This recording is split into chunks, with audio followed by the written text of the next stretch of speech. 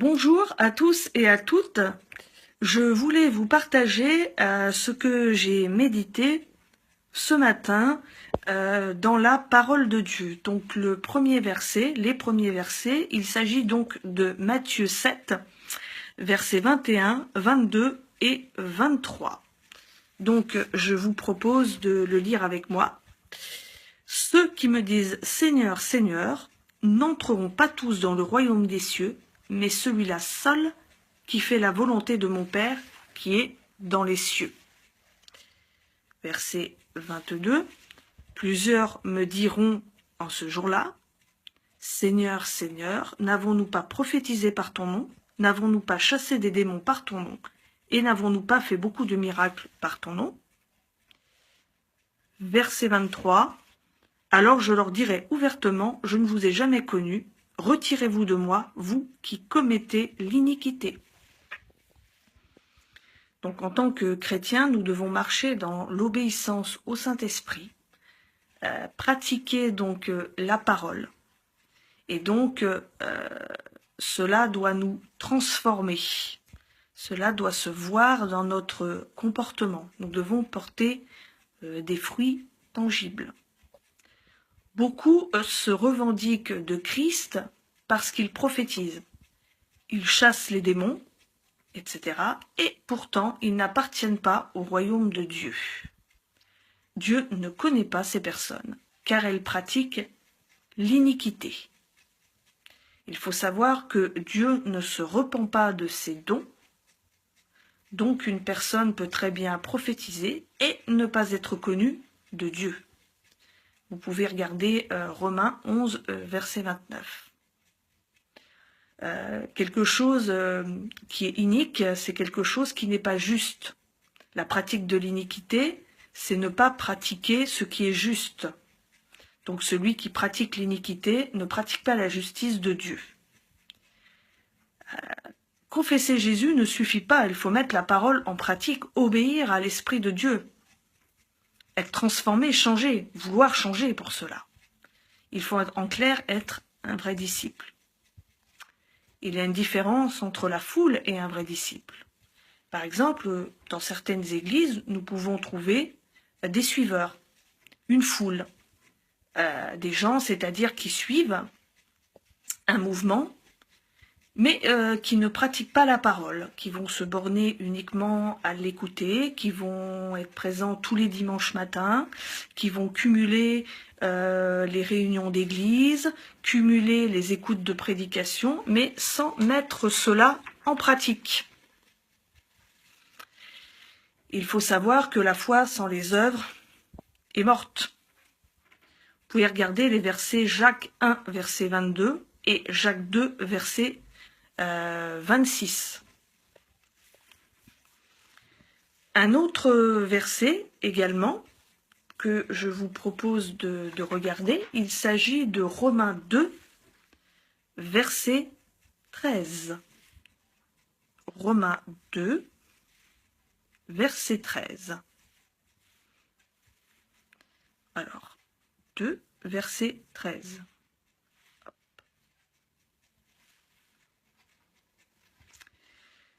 Ce ne sont pas, en effet, ceux qui écoutent la loi qui sont justes devant Dieu, mais ce sont ceux qui la mettent en pratique qui seront justifiés. En effet, la parole de Dieu est la vérité.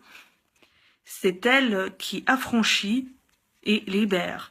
C'est elle qui nous transforme. Donc nous devons la mettre en pratique. Vous pouvez regarder le verset Jean 8, verset 32. L'autre verset qui m'a intéressé sont tous des versets qui sont parallèles en fait, qui reviennent à dire la même chose. C'est Luc 13, versets 24 à 30. Donc Luc 13, versets 24 à 30. Luc 13, verset 24, versets 24 à 30. Efforcez-vous d'entrer par la porte étroite, car je vous le dis, beaucoup chercheront à entrer et ne le pourront pas. Verset 25. Quand le maître de la maison se sera levé et aura fermé la porte, et que vous, étant dehors, vous commencerez à frapper à la porte en disant « Seigneur, Seigneur, ouvre-nous », il vous répondra « Je ne sais d'où vous êtes ». Verset 26. Alors vous vous mettez à dire « Nous avons mangé et bu devant toi, et tu as enseigné dans nos rues. » Verset 27. Et il répondra « Je vous le dis, je ne sais d'où vous êtes. Retirez-vous de moi, vous tous, ouvriers d'iniquité. » Verset 28. C'est là qu'il y aura des pleurs et des grincements de dents, quand vous verrez Abraham, Isaac et Jacob et tous les prophètes dans le royaume de Dieu et que vous serez jetés dehors. Verset 29. Il en viendra de l'Orient et de l'Occident, du Nord et du Midi, et ils se mettront à table dans le royaume de Dieu. Et voici, il y en a des derniers qui seront les premiers et des premiers qui seront les derniers.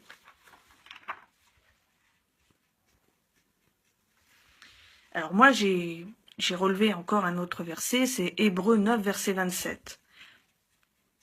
Pour illustrer ce que je viens de vous lire. Et comme il est réservé aux hommes de mourir une seule fois, après quoi vient le jugement. Donc, certains seront surpris de voir Dieu leur dire qu'il ne les connaît pas. Ils pensaient être sauvés, alors qu'ils ne le sont pas. Ça fait un petit peu, si vous voulez, comme la parabole des 5 vierges folles de Matthieu 25. Donc, il faut s'assurer d'être connu de Dieu et d'être sur le chemin étroit. Assurons-nous d'avoir le Saint-Esprit en nous et d'avoir une communion sincère avec Dieu. Suivre Christ d'une manière authentique et non superficielle. Le chemin étroit n'est pas un chemin large de facilité. Il faut souvent se courber pour passer. Donc nous devons faire face au renoncement, il faut obéir, il faut avoir la foi, pratiquer la parole, etc. Il faut que l'on arrête avec la foi fast-food où il y a juste à réchauffer le plat pour manger et cela sans faire d'effort. Être chrétien demande aussi de la persévérance. Vous pouvez regarder le verset Matthieu 11, verset 12. Ensuite, le 4e verset qui m'a intéressé ce matin, il s'agit de Luc 6, verset 46. Donc Luc 6, verset 46.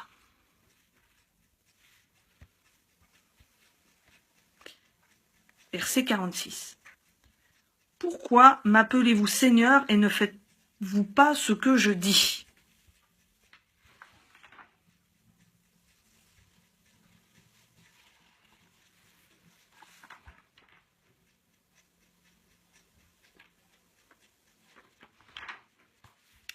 Si réellement Christ est notre Seigneur, nous devons lui obéir. Accepter Jésus, c'est accepter de le suivre, qu'il soit le maître de notre vie. Ça ne sert à rien de prétendre que quelqu'un est notre maître si on ne le suit pas, si on ne lui obéit pas.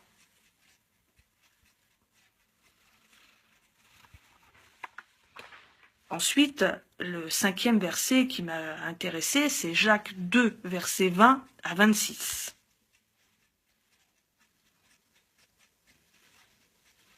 Jacques 2, verset 20 à 26.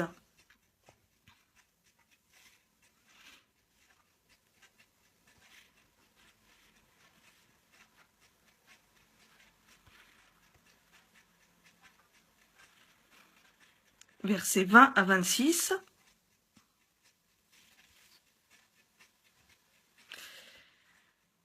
Verset 20. Veux-tu savoir, ô homme vain, que la foi sans les œuvres est inutile ? Abraham, notre père, ne fut-il pas justifié par les œuvres lorsqu'il offrit son fils Isaac sur l'autel ? Nous voyons ici qu'Abraham a posé un acte. Verset 22, tu vois que la foi agissait avec ses œuvres et que par les œuvres, la foi fut rendue parfaite. Donc ça, c'est le verset 22. Verset 23. Ainsi s'accomplit ce que dit l'Écriture. Abraham crut à Dieu, et cela lui fut imputé à justice, et il fut appelé ami de Dieu. Verset 24. Vous voyez que l'homme est justifié par les œuvres et non par la foi seulement. Verset 25. Rahab, la prostituée, ne fut-elle pas également justifiée par les œuvres lorsqu'elle reçut les messagers et qu'elle les fit partir par un autre chemin? Verset 26. Comme le corps sans âme est mort, de même la foi sans les œuvres est morte. Donc, donc ne pas pratiquer, revient à être un croyant non pratiquant, c'est-à-dire que la foi est vaine, la foi est morte. Nous ne sommes pas sauvés par les œuvres, mais il doit y avoir des signes qui nous accompagnent lorsque la parole de Dieu dit « Voici les signes qu'accompagneront ceux qui auront cru ». Voilà, la parole de Dieu doit nous transformer. Donc si on ne la lit pas, si on ne la pratique pas, on a une foi vaine, elle est morte, notre foi. Ça ne sert à rien en clair.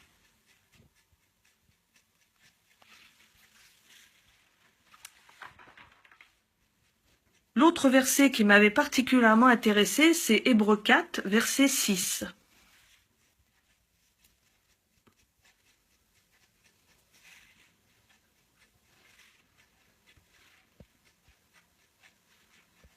Verset 6.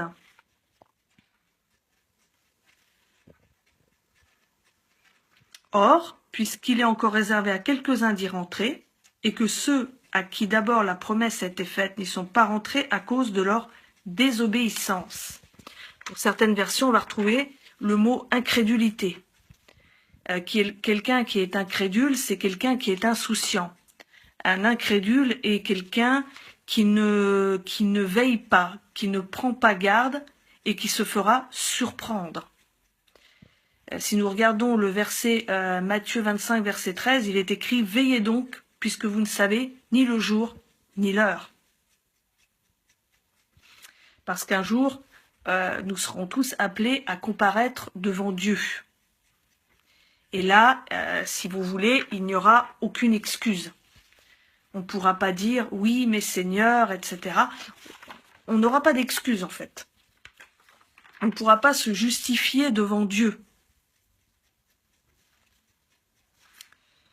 Et donc, ensuite, ce qui m'est venu à l'esprit, lorsque je méditais ces versets ce matin, je pensais en fait aux 4 types de terrains dans la parabole du semeur. Donc les 4 types de terrains dans la parabole du semeur, nous le trouvons à Matthieu 13, verset 19, celui qui a reçu la semence le long du chemin.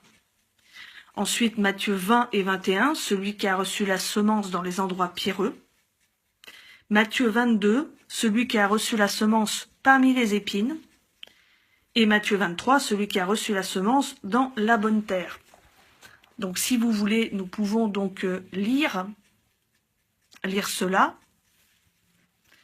Donc, Matthieu 13, donc verset 19, quand je disais Matthieu 20, Matthieu 22 et Matthieu 23, c'est Matthieu 13, verset 19, Matthieu 13, verset 20, etc. Donc, je vous propose de le lire avec moi. Donc, il s'agit de Matthieu 13, verset 19.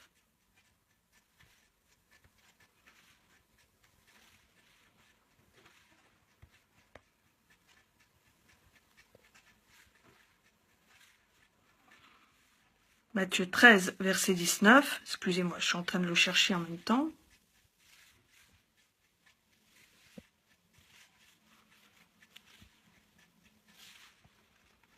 Voilà. Lorsqu'un homme écoute la parole du royaume et ne la comprend pas, le malin vient et enlève ce qui a été semé dans son cœur. Cet homme est celui qui a reçu la semence le long du chemin.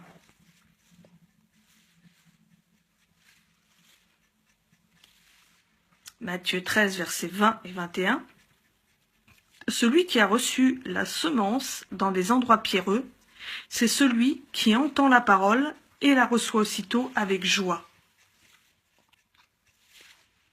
Mais il n'a pas de racine en lui-même, il manque de persistance et dès que survient une tribulation ou une persécution à cause de la parole, il y trouve une occasion de chute. Matthieu donc 13, verset 22. Celui qui a reçu la semence parmi les épines, c'est celui qui entend la parole, mais en qui les soucis du siècle et la séduction des richesses étouffent cette parole et la rendent infructueuse. Ensuite, verset 23. Celui qui a reçu la semence dans la bonne terre, c'est celui qui entend la parole et la comprend. Il porte du fruit et un grain en donne 100, un autre 60, un autre 30. Alors les graines, le grain, il s'agit de la parole. Donc dans le premier type de terrain, c'est-à-dire celui qui a reçu la semence le long du chemin. Et ensuite, les graines sont mangées par les oiseaux au bord du chemin, c'est-à-dire que le diable retire du cœur de la personne ce qui a été semé. En ce qui concerne donc celui qui a reçu la semence dans les endroits pierreux, donc les graines qui sont tombées dans les endroits pierreux, rocheux, l'homme accueille la parole avec joie, mais abandonne face aux difficultés. Le troisième terrain, celui qui a reçu la semence parmi les épines, les graines donc vont être étouffées par les épines, c'est-à-dire les soucis de la vie, l'attrait de la richesse, etc., font passer l'accueil de la parole après le reste, c'est-à-dire il n'y a plus de place, la parole est étouffée, donc elle ne peut produire. Et enfin, le quatrième terrain, celui qui a reçu la semence dans la bonne terre, c'est-à-dire les grains, la parole, les grains qui tombent dans la bonne terre, c'est celui qui entend la parole et la comprend. Il fait le bien par la mise en pratique dans sa vie de la parole de Dieu. Voilà, donc voilà ce que j'ai médité ce matin. J'espère que ça vous intéressera. Voilà, demeurez tous et toutes bénis.